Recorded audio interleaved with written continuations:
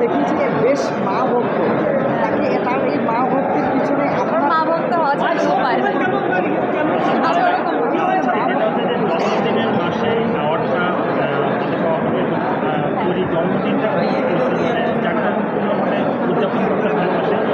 এই বছরের প্ল্যানটা কি আর কিছুদিন পরে আমি তো সবসময় আসলে আমার নানু ভাইয়ের হাত ধরে কেক কেটেছি।